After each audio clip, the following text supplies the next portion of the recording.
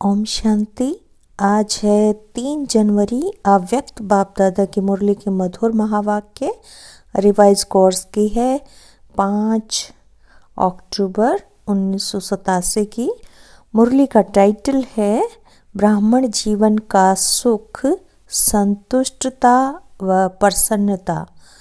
आज बाप दादा चारों ओर के अपने अति लाडले सिकिलधे ब्राह्मण बच्चों में से विशेष ब्राह्मण जीवन की विशेषता संपन्न बच्चों को देख रहे हैं। आज अमृत वेले बाप दादा सर्व ब्राह्मण कुल बच्चों में से उन विशेष आत्माओं को चुन रहे थे जो सदा संतुष्टता द्वारा स्वयं भी सदा संतुष्ट रहे हैं और औरों को भी संतुष्टता की अनुभूति अपनी दृष्टि, वृत्ति और कृति द्वारा सदा कराते आए हैं। तो आज ऐसे संतुष्ट मणियों की माला पिरो रहे थे जो सदा संकल्प में, बोल में, संगठन के संबंध संपर्क में, कर्म में संतुष्टता के गोल्डन पुष्प बाप दादा द्वारा अपने ऊपर बरसाने का अनुभव करते और सर्व प्रति संतुष्टता के गोल्डन पुष्पों की वर्षा सदा करते रहते हैं। ऐसे संतुष्ट आत्माएं चारों ओर में से कोई नजर आई। माला बड़ी नहीं बनी, छोटी सी माला बनी।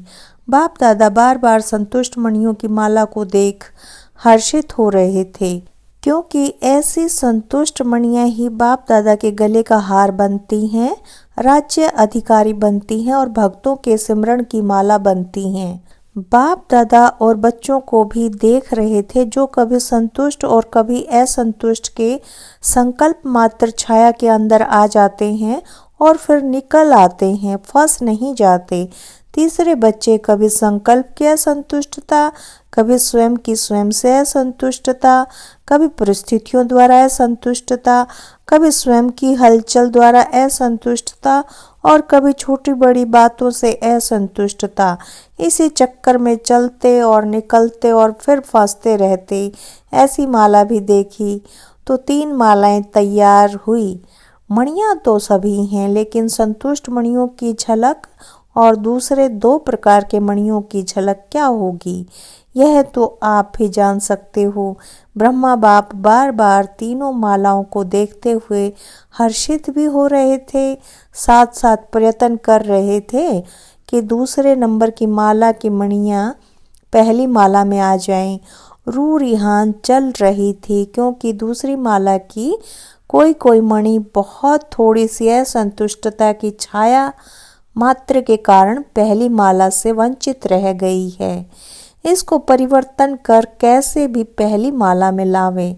एक एक के गुण, विशेषताएं, सेवा सबको सामने लाते बार बार यही बोले कि इसको पहली माला में कर लें। ऐसी 25 से 30 के करीब मणियां थी जिनके ऊपर ब्रह्मा बाप के विशेष रू रिहान चल रही थी। ब्रह्मा बाप बोले पहले नंबर माला में इन मणियों को भी डालना चाहिए, लेकिन फिर स्वयं ही मुस्कुराते हुए यही बोले कि बाप इन्हों को अवश्य पहली में ला कर ही दिखाएंगे। तो ऐसी विशेष मणियां भी थी। ऐसे रू रिहान चलते हुए एक बात निकली कि असंतुष्टता का विशेष कारण क्या है। जबकि संगम युग का विशेष वरदान संतुष्टता है, फिर भी वरदाता से वरदान प्राप्त वरदानी आत्माएं दूसरे नंबर की माला में क्यों आती। संतुष्टता का बीज सर्व प्राप्तियां है, असंतुष्टता का बीज स्थूल व सूक्ष्म अप्राप्ति है। जब ब्राह्मणों का गायन है, अप्राप्त नहीं कोई वस्तु ब्राह्मणों के खजाने में अथवा ब्राह्मणों के जीवन में, फिर असंतुष्टता क्यों। क्या वरदाता ने वरदान देने में अंतर रखा व लेने वालों ने अंतर कर लिया। क्या हुआ।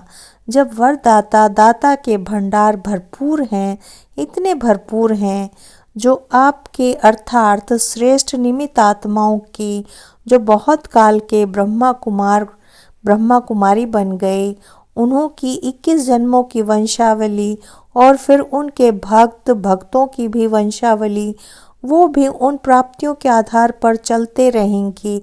इतनी बड़ी प्राप्ति, फिर भी असंतुष्टता क्यों? अखुट खजाना सभी को प्राप्त है, एक ही द्वारा, एक ही जैसा, एक ही समय, एक ही विधि से, लेकिन प्राप्त हुए खजाने को हर समय कार्य में नहीं लगाते, अर्थात स्मृति में नहीं रखते। मुख से खुश होते हैं लेकिन दिल से खुश नहीं होते। दिमाग की खुशी है, दिल की खुशी नहीं। कारण, प्राप्तियों के खजाने को स्मृति स्वरूप बन कार्य में नहीं लगाते। स्मृति रहती है लेकिन स्मृति स्वरूप में नहीं आते। प्राप्ति बेहद की है लेकिन उनको कहाँ कहाँ हद की प्राप्ति में परिवर्तन कर लेते हो। इस कारण हद अर्थात अल्पकाल की प्राप्ति की इच्छा बेहद की प्राप्ति के फल स्वरूप जो सदा संतुष्टता की अनुभूति हो उससे वंचित कर देती है। हद की प्राप्ति दिलों में हद डाल देती है, इसलिए असंतुष्टता की अनुभूति होती है। सेवा में हद डाल देते हैं क्योंकि हद की इच्छा का फल मन इच्छित फल नहीं होता। हद की इच्छाओं का फल अल्पकाल की पूर्ति वाला होता है, इसलिए अभी अभी संतुष्टता, अभी अभी असंतुष्टता हो जाती है। हद बेहद का नशा अनुभव कराने नहीं देता, इसलिए विशेष चेक करो कि मन की अर्थात स्वयं की संतुष्टता, सर्व की संतुष्टता अनुभव होती है। संतुष्टता की निशानी वह मन से, दिल से, सर्व से, बाप से, ड्रामा से संतुष्ट होंगे। उनके मन और तन में सदा प्रसन्नता की लहर दिखाई देगी। चाहे कोई भी परिस्थिति आ जाए, चाहे कोई आत्मा हिसाब किताब चुकतू करने वाली सामना करने भी आती रहे, चाहे शरीर का कर्म भोग सामना करने आता रहे, लेकिन हद की कामना से मुक्त आत्मा संतुष्टता के कारण सदा प्रसन्नता की झलक में चमकता हुआ सितारा दिखाई देगी। प्रसन्न चित्त कभी कोई बात में प्रसन्न चित्त नहीं होंगे। प्रसन्न हैं तो प्रसन्न नहीं। प्रसन्न चित्त की निशानी वह सदा निस्वार्थी और सदा सभी को निर्दोष अनुभव करेगा, किसी और के ऊपर दोष नहीं रखेगा। न भाग्य विधाता के ऊपर कि मेरा भाग्य ऐसा बनाया, न ड्रामा पर कि मेरा ड्रामा में ही पार्ट ऐसा है, न व्यक्ति पर कि इसका स्वभाव संस्कार ऐसा है, न प्रकृति के ऊपर कि प्रकृति का वायुमंडल ऐसा है, न शरीर के हिसाब किताब पर कि मेरा शरीर ही ऐसा है। प्रसन्न चित्त अर्थात सदा निस्वार्थ निर्दोष वृत्ति दृष्टि वाले तो संगम योग की विशेषता संतुष्टता है और संतुष्टता की निशानी प्रसन्नता है। यह है ब्राह्मण जीवन की विशेष प्राप्ति। संतुष्टता नहीं, प्रसन्नता नहीं तो ब्राह्मण बनने का लाभ नहीं लिया। ब्राह्मण जीवन का सुख है ही संतुष्टता, प्रसन्नता। ब्राह्मण जीवन बनी और उसका सुख नहीं लिया तो नामधारी ब्राह्मण हुए, वह प्राप्ति स्वरूप ब्राह्मण हुए। तो बाप दादा सभी ब्राह्मण बच्चों को यही स्मृति दिला रहे हैं, ब्राह्मण बने अहो भाग्य। लेकिन ब्राह्मण जीवन का वर्षा प्रॉपर्टी संतुष्टता है और ब्राह्मण जीवन की पर्सनालिटी प्रसन्नता है। इस अनुभव से कभी वंचित नहीं रहना।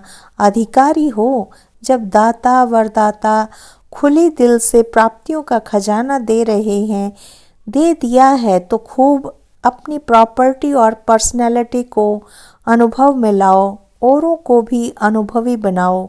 समझा? हर एक अपने से पूछे कि मैं किस नंबर की माला में हूँ। माला में तो हैं ही, लेकिन किस नंबर की माला में हूँ? अच्छा, आज राजस्थान और यूपी ग्रुप है। राजस्थान अर्थात राजाई संस्कार वाले, हर संकल्प में स्वरूप में राजाई संस्कार, प्रैक्टिकल में लाने वाले अर्थात प्रत्यक्ष दिखाने वाले, इसको कहते हैं राजस्थान निवासी। ऐसे हो ना, कभी प्रजा तो नहीं बन जाते हो ना। अगर वशीभूत हो गए तो प्रजा कहेंगे, मालिक है तो राजा। ऐसे नहीं कि कभी राजा कभी प्रजा, नहीं, सदा राजाई संस्कार स्वतः ही स्मृति स्वरूप में हो। ऐसे राजस्थान निवासी बच्चों का महत्व भी है। राजा को सदैव सभी ऊंची नज़र से देखेंगे और स्थान भी राजा को ऊंचा देंगे। राजा सदैव तख्त पर बैठेगा, प्रजा सदैव नीचे। तो राजस्थान के राजाई संस्कार वाली आत्माएं अर्थात सदा ऊंची स्थिति के स्थान पर रहने वाले ऐसे बन गए हो व बन रहे हो, बने हैं और संपन्न बनना ही है। राजस्थान की महिमा कम नहीं है, स्थापना का हेडक्वार्टर ही राजस्थान में है। तो ऊंचे हो गए ना, नाम से भी ऊंचे, काम से भी ऊंचे। ऐसे राजस्थान के बच्चे अपने घर में पहुँचे हैं, समझा। यूपी की भूमि विशेष पावन भूमि गाई हुई है। पावन करने वाली भक्ति मार्ग की गंगा नदी भी वहाँ है और भक्ति के हिसाब से कृष्ण की भूमि भी यूपी में ही है। भूमि की महिमा बहुत है। कृष्ण लीला जन्मभूमि देखनी होगी तो भी यूपी में ही जाएंगे। तो यूपी वालों की विशेषता है सदा पावन बन और पावन बनाने की विशेषता संपन्न है। जैसे बाप की महिमा है पतित पावन, यूपी वालों की भी महिमा बाप समान है। पतित पावनी आत्माएं हो, भाग्य का सितारा चमक रहा है। ऐसे भाग्यवान स्थान और स्थिति दोनों की महिमा है सदा पावन, यह है स्थिति की महिमा। तो ऐसे भाग्यवान अपने को समझते हो, सदा अपने भाग्य को देख हर्षित होते, स्वयं भी सदा हर्षित और दूसरों को हर्षित बनाते चलो, क्योंकि हर्षित मुख स्वतः ही आकर्षित मूर्त होते हैं। जैसे स्थूल नदी अपने तरफ खींचती है ना, खींच कर यात्री जाते हैं, चाहे कितना भी कष्ट उठाना पड़े फिर भी पावन होने का आकर्षण खींच लेता है। तो यह पावन बनाने के कार्य का यादगार यूपी में है। ऐसे ही हर्षित और आकर्षित मूर्त बनना है, समझा। तीसरा ग्रुप डबल विदेशियों का भी है। डबल विदेशी अर्थात सदा विदेशी बाप को आकर्षित करने वाले, क्योंकि समान है ना, बाप भी विदेशी हैं, आप भी विदेशी हो, हम शरीक प्यारे होते हैं, माँ बाप से भी फ्रेंड्स ज़्यादा प्यारे लगते हैं। तो डबल विदेशी बाप समान सदा इस देह और देह के आकर्षण से परे विदेशी हैं, अशरीरी हैं, अव्यक्त हैं। तो बाप अपने समान अशरीरी अव्यक्त स्थिति वाले बच्चों को देख हर्षित होते हैं। रेस भी अच्छी कर रहे हैं, सेवा में भिन्न भिन्न साधन और भिन्न भिन्न विधि से आगे बढ़ने की रेस अच्छी कर रहे हैं। विधि भी अपनाते और वृद्धि भी कर रहे हैं। इसलिए बाप दादा चारों ओर के डबल विदेशी बच्चों को सेवा की बधाई भी देते और सब के वृद्धि की स्मृति भी दिलाते हैं। सब की उन्नति में सदा उड़ती कला द्वारा उड़ते चलो। सब उन्नति और सेवा की उन्नति के बैलेंस द्वारा सदा बाप के ब्लेसिंग्स के अधिकारी हैं और सदा रहेंगे। अच्छा, चौथा ग्रुप है बाकी मधुबन निवासी। वह तो सदा है ही, जो दिल पर सो चुल पर, जो चुल पर सो दिल पर। सबसे ज़्यादा विधि पूर्वक ब्रह्मा भोजन भी मधुबन में होता। सबसे सिकिलदे भी मधुबन निवासी हैं। सब फंक्शंस भी मधुबन में होते। सबसे डायरेक्ट मुरलियाँ भी ज़्यादा मधुबन वाले ही सुनते। तो मधुबन निवासी सदा श्रेष्ठ भाग्य के अधिकारी आत्माएं हैं। सेवा भी दिल से करते हैं। इसलिए मधुबन निवासियों को बाप दादा और सर्व ब्राह्मणों की मन से आशीर्वाद प्राप्त होती रहती है।